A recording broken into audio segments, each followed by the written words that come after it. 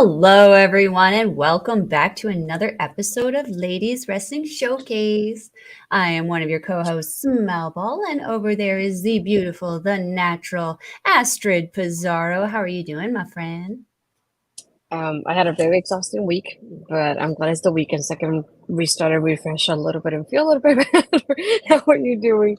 A little resty rest for the terrible week that you just had. You have been so busy over there at work, but hey, rather be busy than not busy, right? Maybe not so busy, but like in between. Somewhere in there. Yeah. Wow, my friend. It's been a week for me too. We had an interesting wrestling show on Thursday that we took in. It was really fun, but let me tell you, and there was a little rough. We had a really fun main event, but some people being a little intolerant in the back there, but the sound of love drowned out the sound of hate, so you guys can just go home.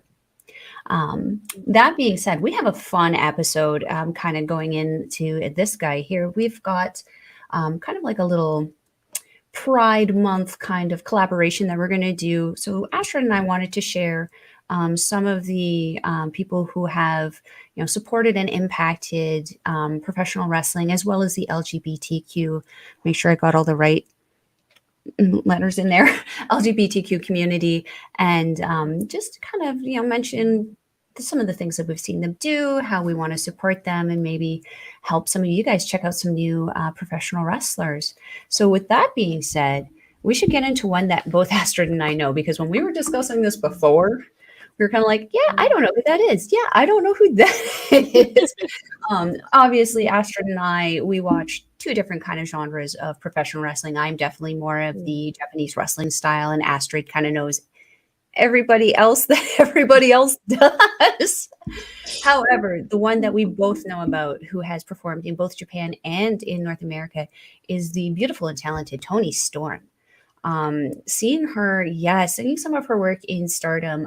She was actually gone before I started watching Stardom full time, but seeing some of the clips and some of the things that she has done, then she hasn't changed much between there or like then and now, except for maybe her hair length.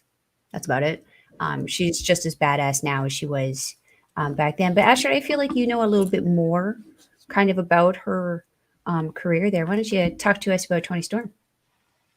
We also wanted to do a disclaimer that thank you for a few others that we're only mentioning the people that we have enjoyed watching that we know of. We're not here to out anybody, so if they're not out yet, we're not going to mention them. But just the people that we know for sure. And is here naming a few already: Giselle, Kodak Holidays, Tony DeVille, Effie. Yeah, those are some of the few that I think we have two of those on our list because we are focusing on women's wrestling. So yeah, Tony Storm was definitely the one of the ones on my list like right away because I remember her like watching her from the Mae Young Classic, and even from that moment I just like I was like, I love this girl. I love her like how how aggressive she was, and her wrestling style. I really loved her every time I saw her on my screen, and every time I saw her live in the Mae Young Classic because I was there for when she did it. And I was like, I want more from her. And I, unfortunately, at that time was not watching NXT UK when she was part of it. So I missed that part of it. I know she was NXT UK Women's Champion, though. And then from there on, having her in WWE, I having her in NXT was the first thing. Like as all like Ed in the comments here, we do taking over, so we discuss NXT very often. So Tony was one of those people that I really enjoyed, but then going to the main roster, I always had hope of like having that transit from NXT to the main roster. I was just disappointed it didn't go that way, unfortunately. But I'm glad that she went from that to being I'm not gonna stop doing what I'm doing, and she jumped over right away to AEW. I was a little bit kind of concerned, I guess I would say, because the women's division AEW isn't the best in the particular way how they showcased more than anything because they have the talent there, but then I showcased the way they should be. I know that maybe it's a little bit better when it comes to that, not 100% either, but it's they have improved a lot.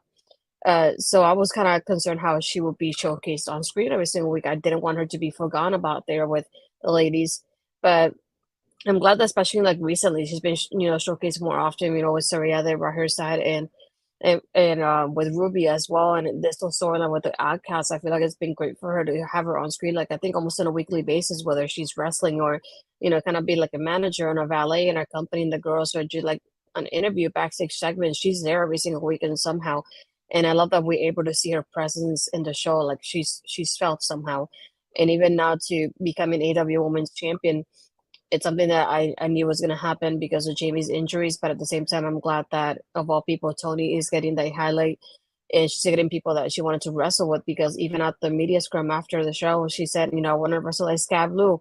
And she mentioned a few people, and Scab Blue was one of them. And Scab Blue is getting that title shot against her. So I think that will be interesting to see. And I'm glad she's one of those people that is also fighting to give that representation there for the women in AEW and how to be showcased on a weekly basis. So she's definitely one of my favorites. I was going to say, with her exit from the WWE, she was one of those ones who walked out, wasn't she? Yeah, she was. I know she was involved in a storyline with Charlotte, and it was at that point of like they were throwing pies at each other's faces, and I guess like the creative part of it backstage is probably the reason why she left. Because I feel like in NXT UK, she was highlighted a lot better than she was in the main roster. But like I said, I just one of those people like I was hoping that it will be the same for her there, not the way it was starting to be. And then like on screen, she just stopped showing up, and all of a sudden after her, her, I think it was her 90 days if I'm not mistaken, then she showed up in AEW. So it was one of those that was kind of like an awkward kind of exit in a way like that on TV. Mm-hmm. Mm-hmm. Myself, I don't watch AEW or WWE regularly, but I do follow them on social media to kind of keep up what's going on with them. I have been really enjoying the what I'm seeing in their promotion and the clips and the content that they put out with her. Very unique, very fun. The Outcasts look like a very fun little female faction that we. It's been like a little bit since I saw a really good, effective female faction, so I really enjoy seeing that. Um, Had her pop up on NJPW a little while ago when Juice Hmm. Robinson was fighting Fred Rosser there, and yeah, she got to have a little bit of fun on there. That was pretty interesting. Hope she doesn't keep that shirt. Maybe keep it, but don't maybe wear it again. And we're used to getting bloodstains out, I guess. Whatever. But yeah, that was a fun little kind of invite because again, she was getting involved in the men's match, and she took it to Rosser pretty good, and she took a couple really good bumps from Rosser as well. Yeah, really, really big fan of her. She's so pretty too. Yeah. So Yeah, pretty. I knew she was gonna get involved the moment that Fred mentioned her the first time. I was just waiting for that moment. I figured they would kind of try to capitalize on it, so it makes sense that it was basically Mhm. when the big match was happening between both of them. So then when she showed up, I was like, I knew it. I'm glad it happened.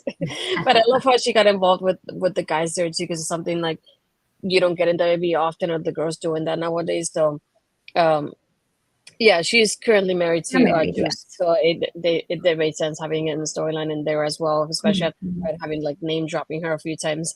But yeah, I love seeing them. Like not only that, but it's not often you get to see the couples on like on screen like this now with it. So I think it was nice to like he name dropped her. Juice is like, don't talk about my wife, and then the wife shows up. You know, you gotta be careful there. Especially when it's someone like Toni Storm, like you know what she's capable of doing. Mhm. Yeah. Don't antagonize that. Let alone Juice. Like he's a little wiry, spryly, that one. I don't Mhm. know. I wouldn't trust him. But yeah. Do you have anything else you wanted to say on Toni Storm there, girl? No, I'm just really glad more than anything, like how she's been highlighted on a weekly basis, and I just hope that continues on in AEW going forward. Hmm. Someone else that I wanted to mention that you and I both know, and also a former guest here on Ladies Wrestling Showcase, the beautiful and talented Kayla Jaye. I actually realized upon like just sitting here trying to brainstorm, because I did see her wrestle a few times for PWA as Kayla Jaye, but I think I actually saw her wrestle more as the character Envy in RCW, where she was with that little faction down there. Um, I liked hello, Carl. It's Carl, the gold standard. Um, yeah, seeing her wrestle was really, really cool because the difference in characters, even though the outfits were pretty similar, the Envy character reminded me a bit of like a ninja, how she kind of dressed up and she kind of held herself as in a more I don't want to say it wasn't aggressive, but like a more intimidating kind of body stance.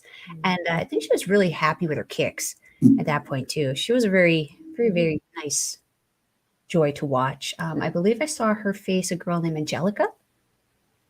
She was big, powerlifting, beautiful angel kind of girl. So seeing the two of them go back and forth, you had that inherent good and evil, set up for a really fun story there. I've really missed seeing her wrestling. I know she's moved to Ontario now. I don't think she's wrestling there, but I would love to see her maybe come back for one more match in Alberta. Astrid, what have you got to say about the lovely Kayla?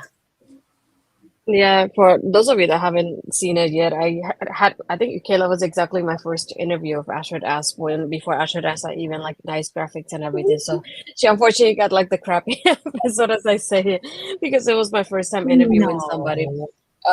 But no, she was one of those people like she told me it's like if I get to be like somebody's first interview, I'm glad it was me.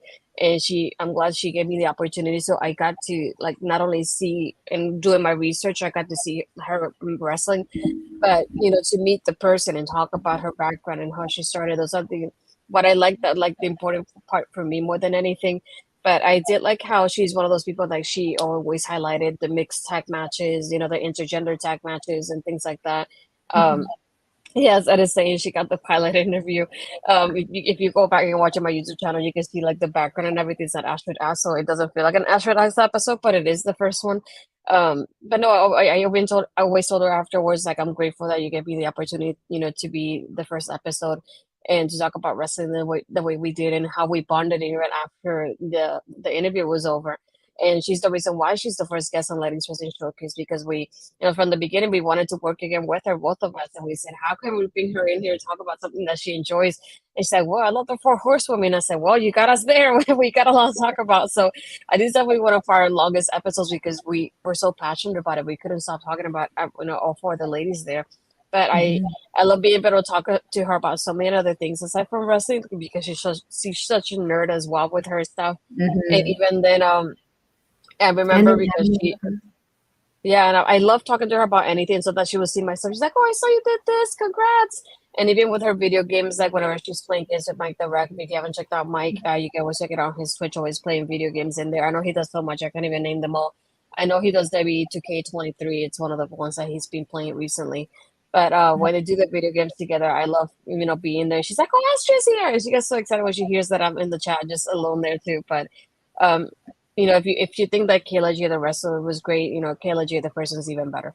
If you get the chance to get to know her, I said I'm very glad you do, because she's so nice. She's one of those people, like, whenever I do something, she'll message me like, "Oh, I can't believe you're doing this and that. Like, I'm so happy for you and so proud." Like, I remember just being like the first interview, it was like, yeah, and look at how it's been ever since that happened.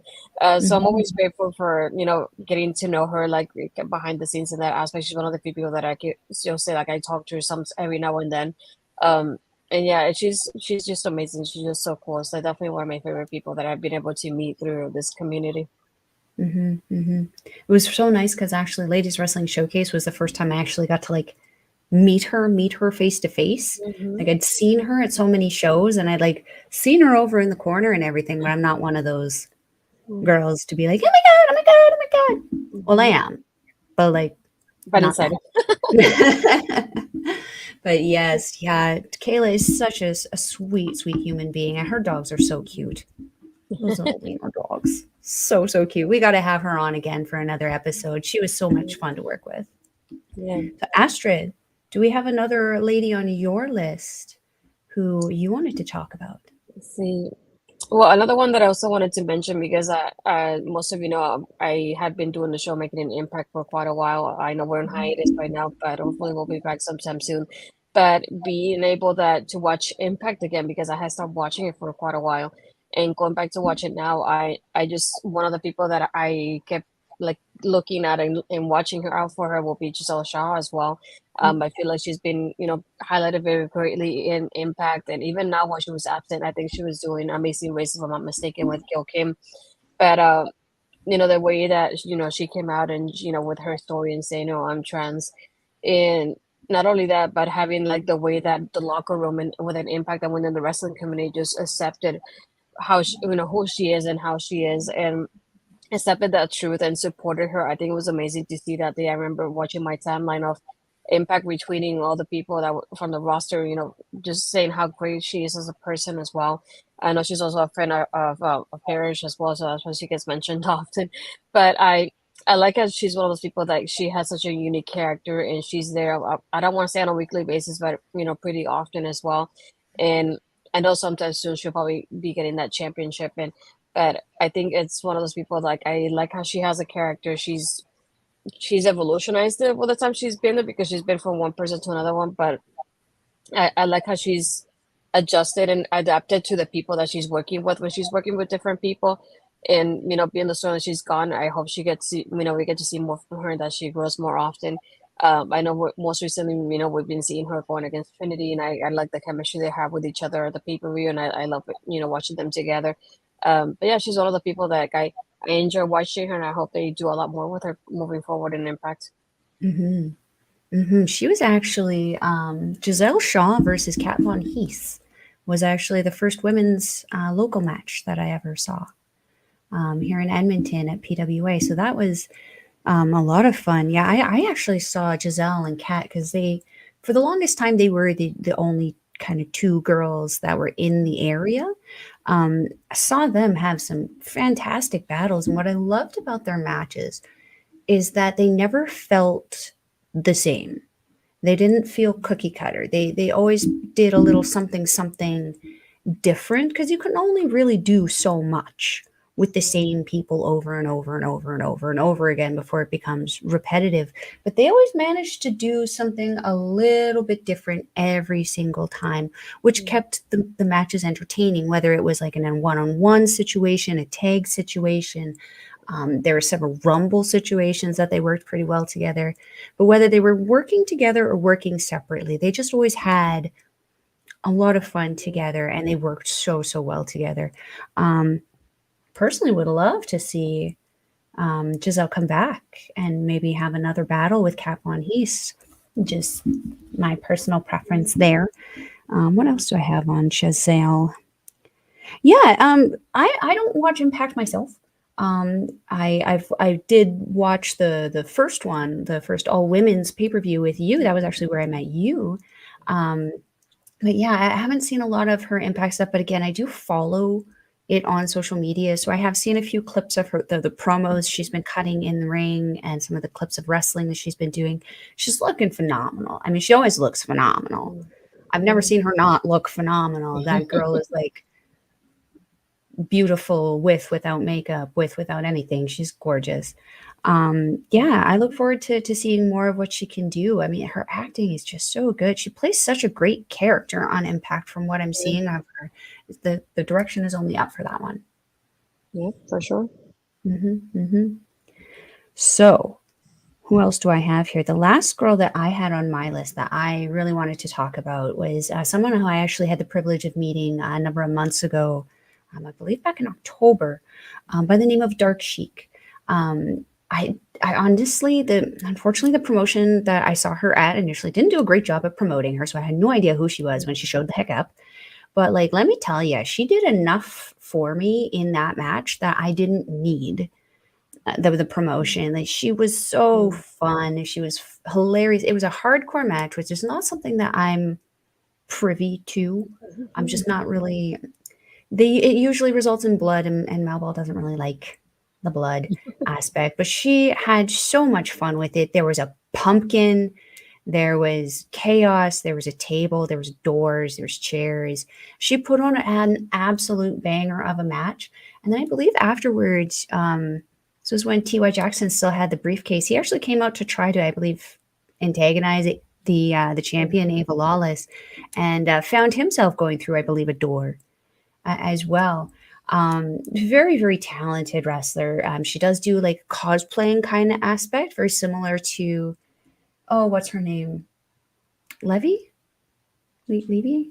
Is that her name? The blue pants? Oh, Levi, yeah. Levi. Okay.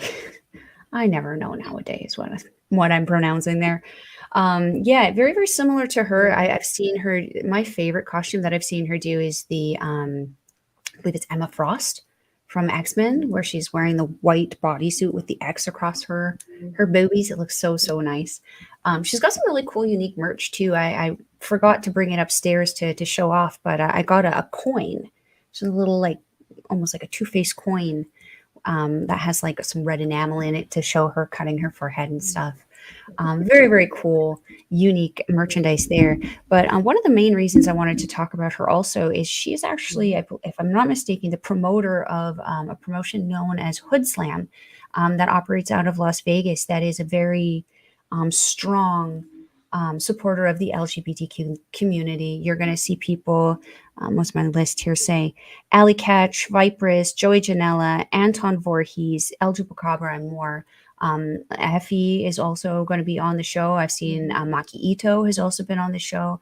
Lots of big names from professional wrestling wanting to wrestle for this promotion, and it's hit. I even saw an Instagram and Twitter retweet from Lita. So Amy Dumas was at one of the Hood Slam events the other day, and really was like, "If you're not here, you're missing out." And I agree. If you're not checking out whatever Dark Sheik is doing, you are missing out. Tremendous person, tremendous wrestler. Go check her out if you ever see her. If you are in the Edmonton area, she is going to be here next weekend wrestling for RCW. So if you want to go ahead and get some tickets to go down there and see a match with her and even get the chance to meet her, highly, highly recommend it. You probably won't see a Malball there, but highly recommend it anyway. Yeah, I haven't seen her yet, but but I definitely want to check out her work after you talking about her like that. And Mhm. as saying, yeah, watch the Lita Hustle clip is rough. Yeah, it Real was.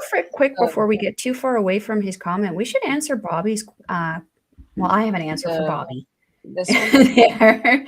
Um, who would we like to see wrestle against Willow Nightingale for the NGPW Strong Women's Championship? Right now, it looks like they're setting it up to be Mariah May. Mariah is antagonizing Mayu quite a bit at ringside. Um, yeah, I personally think that they would have a great feud. Or no, sorry, they're setting it up for. Sorry, Mariah May is being set up right now for Mayu Iwatani for the IWGP Women's Yeah. Championship. So I don't know if the strong one would be the best one for Mariah May.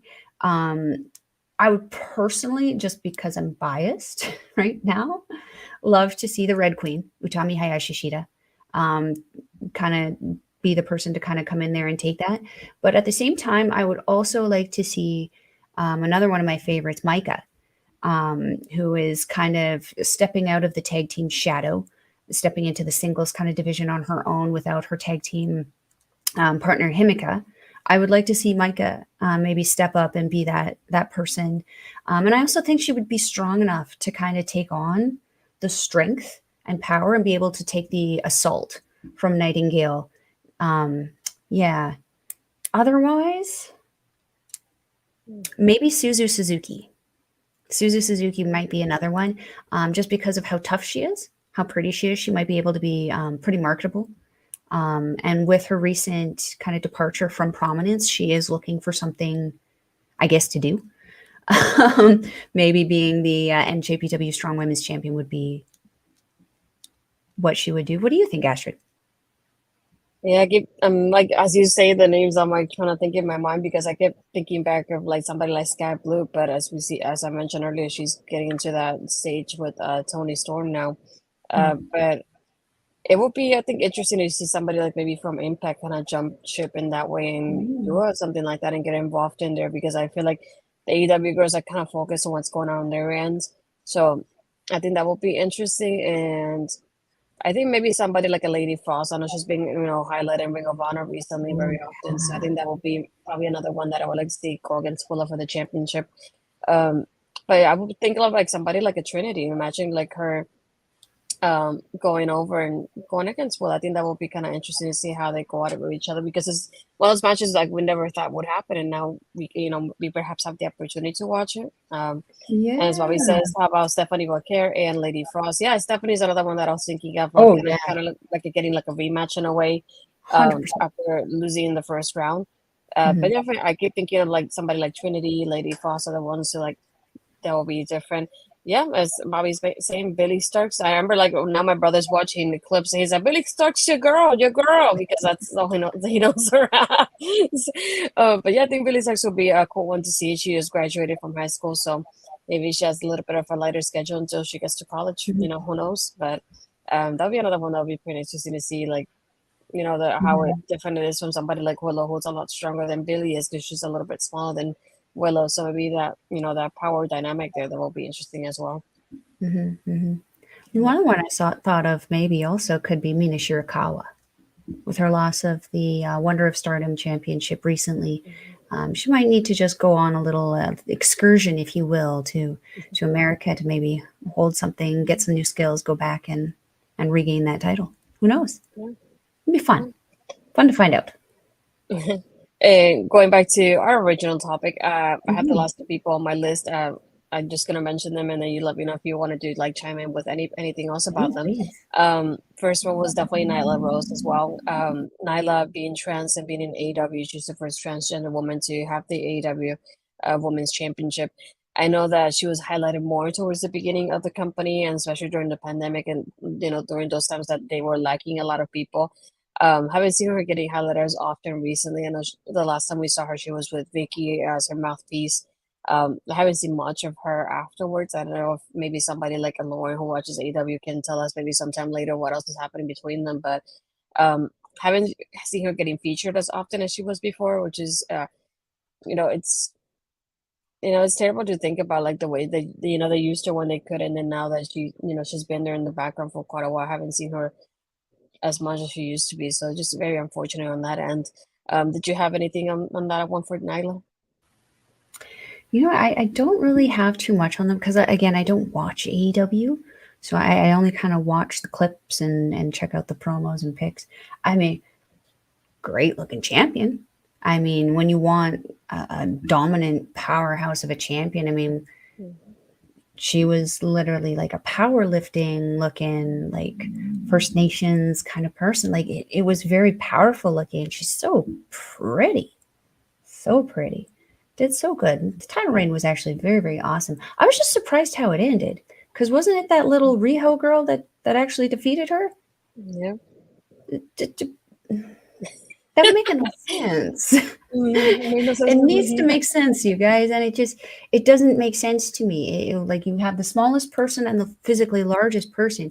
The little person should have their socks rocked off like 95% of that match. Mhm. To see that she had won that, I was like, mm. It's Bobby saying Nyla Rose was on AW Rampage yesterday against Dr. Britt Baker DMD versus Sky Blue versus Mercedes Martinez. I'm like, that's probably one of the few times I've seen her highlighted, to be honest. Oh Um, wow, it fatal feels four kind way. of That was random good. having her in there. I don't know, because I know Britt has the storyline with the Outcast, so that does make sense. And Sky Blue's kind of involved in there as well. Mercedes, another one that seems kind of random in there as well. Um, Hmm. there's other people that I wanted to also like mention. I didn't say much about them because I don't know much about their careers per se. But as you know, as we have Bobby here mentioning, like we have Mercedes Martinez, who was Ring of Honor Women's World Champion, and people like Kira Hogan as well, and Diamante, who are also members of the LGBTQ plus community, who were also highlighted often during the pandemic as well. So there's a few others. My last one for sure would have been one that I think probably my favorite one. It's Sonya Deville in WWE. She's one of those that I wish she would have been, at least champion by now. That's the only part of it. I was always hoping her and Mandy will win the women's tag titles at some point because I like their tag team together and the friendship being from portray what it is behind the scenes to getting a glimpse of it, on screen as well, and having her like be on Total Divas every now and then as well, and showing that side of her life and Total Divas I enjoyed. But yeah, I wish her and Mandy would have won the tag titles when they were like at the top of it. I feel like that would have made sense to see, having that friendship there.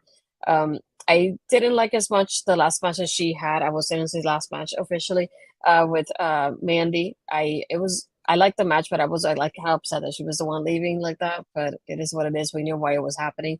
But I'm glad she's back on TV now. I'm glad she's a little Chelsea Green. She's there almost on a weekly basis, getting shown off as well more. But I'm like, okay, you couldn't do it when she was with Mandy. Can you at least have her be the champion? Otherwise, she's with Chelsea, and they're here highlighted very often. That's something I'd like to see. I really want her to be champion in WWE. That's something we haven't had, and I feel like they should at this point. It's like she's been there for quite a while, and she has improved on for what she was before. And I feel like they also have a story that they have kind of similar in a way with Mandy. We have the story now with them being from going from Tough Enough in their same season together to being now in WWE on a weekly basis as a tag team. So I feel like that would have been like a great highlight to, show how we get from the start to finish now to what it's supposed to be. Um, and as Ed is saying, that was supposed to be Springboard Mandy to the women's world title match with a rematch between a bald Sonya versus Mandy from what the Chiefs had said. Yeah, I remember reading that as well. And I feel like I don't know how I would have felt about that part of it, but I really wanted just them to win the tag titles together because I feel like if one of those is like Sasha and Bailey, like it makes sense for them, like the best friends on screen, to have a reign as tag champs. So I think like especially what I made more sense with like Mandy and Sonya on screen as well because they always were friends on screen. So I really wanted to see that. It was it's bittersweet that you didn't get to see it before Mandy got released. But yeah, I'm just hoping that sometime in the future she gets to be champion. 'Cause that's one thing I would like for her to be a champion at least one time for the whether it's a women's title or the women's tag titles. But obviously it's probably going to be a women's tag title before anything. But I really want her to win that title before she ends up leaving WWE at some point. I like how she's one of the people that uses her platform very well, for the representation of her being in the LGBTQ plus community. So I definitely want to see that more often in WWE as well. I love how her and Chelsea were talking about it. I think it was on the bump, if I'm not mistaken. I think like a week or two ago. So it's nice to see people like Chelsea using her platform as well to like support Sonia through this. I really love seeing that, like not only on screen but online as well. But yeah, those are the two that I wanted to end up mentioning here as well. Excellent, excellent. And that ends my list there too. Um, don't have a whole ton of kind of wrestlers like this in the Japanese kind of viewership for myself. We've had a couple weird run-ins in Stardom, but nothing Mhm. so obvious. They were usually just dudes dressed up as girls in drag. It was obvious. Yeah. And it was meant to be disrespectful, unfortunately. Um, yeah. Asher, did you have anyone else you wanted to add, or was that the coming to your end of your list? Yeah, that was the end of my list now. Sounds good, my friend. So that sounds like we are coming to the end here. Astrid, if they're wanting to follow you on social media, where are they going to find you? Yeah. Before I say that too, I Uh-oh. also have here, as I Ah. mentioned before in the other shows, I do have a panel coming up at Florida SuperCon is Behind the Magic Woman of Color in Wrestling panel. So if you're in Miami by any chance, or even going to SuperCon as it is, you know where you can find me there. First time I go to Florida SuperCon, so I'm super excited and nervous at the same time. But other than that, you can find me on my Twitter, which is like my name, Astrid Pizarro. My Instagram is Astrid Pizarro 20.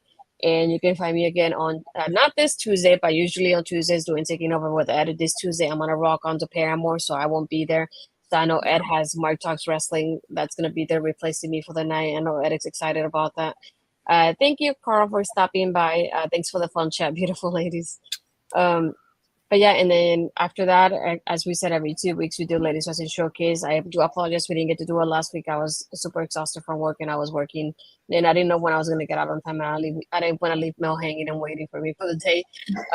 But yeah, very grateful that we were able to do it today and still, have this topic. Really excited moving forward. Of like, hopefully we'll end up having more episodes like kind of centered about one person and their career, and we'll Mhm. have some special guests coming up soon. That's what I'm hoping to do and plan to do with the show as well, aside from the usual stuff.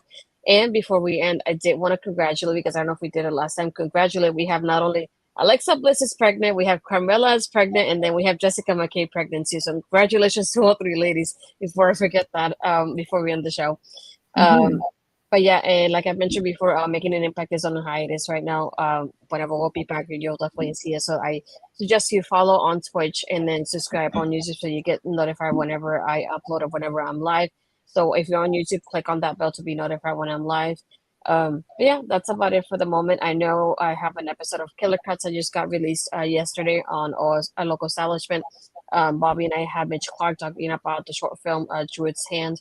Very nice to be able to interview him and talk about the behind the scenes of like the making of the short film and his upcoming project that he revealed to us. And it's the first time he breaks news about it, so we were really excited about that. But yeah, that's all I have for the moment, thankfully. Awesome, awesome. Yeah, you want to check out that Killer Cuts. That was awesome. I love that series, you guys. Such a nice addition to the our local establishment. If you're wanting to follow a Melball, you can follow her on Twitter at Collins Melball. You can follow her on Facebook, TikTok, Mastodon, and Instagram at Melball Collins, like over there. I can't point right now. I'm all backwards. There we go. You can also catch me on my YouTube channel, Andre Melball's Wrestling Talk, where we have our NJBW Puroresu review and Stardom review. We usually release videos every Monday and Wednesday, sometimes Fridays and on the weekends because tournaments are destroying my life. You can also catch a Melball on our local establishments programming Paramindful every other Monday. We have an episode coming out this Monday. It's going to be about some fun little stuff there. We got some Canadian stories about Canadian Bigfoot coming out. You don't want to miss that. Oh no, wait, we did it. That's our next episode. Spoiler alert. Yep. Oh my goodness, what a week. I think that's everything for this Melball, though. There Do you you have go. anything else to say to the Usually beautiful one has people? four books. Oh There my you go. God, That's I all the know. Don't coverage from tell Mel. me. It's going to No, be an that's all me. exhausting time. But I did, since she's still online, thankfully. I was hoping she was still online. Lauren Goodhead is playing Kirby on her Twitch, so I figured we Yes, will go over Lauren. and rate her and share her the love. So if you haven't followed her, when you go down to the channel, go please follow her and tell her we sent her over. That's a Carl thing spoiler. There we go. Shh. don't say anything to anybody. Oopsies. But yeah, we'll go read over Lauren now. So, send her love from us and then let her know that we're reading her. And, go and follow her and watch out for her. Subscribe to her if you haven't there as well. Thank you, Bobby. And just always enjoy watching you guys. We appreciate you guys. As we mentioned, we have a replay by Breaker Media, and then the podcast version will be released tomorrow as well. But no, I want to thank everybody for stopping by and being here with us. And then we'll see you next time.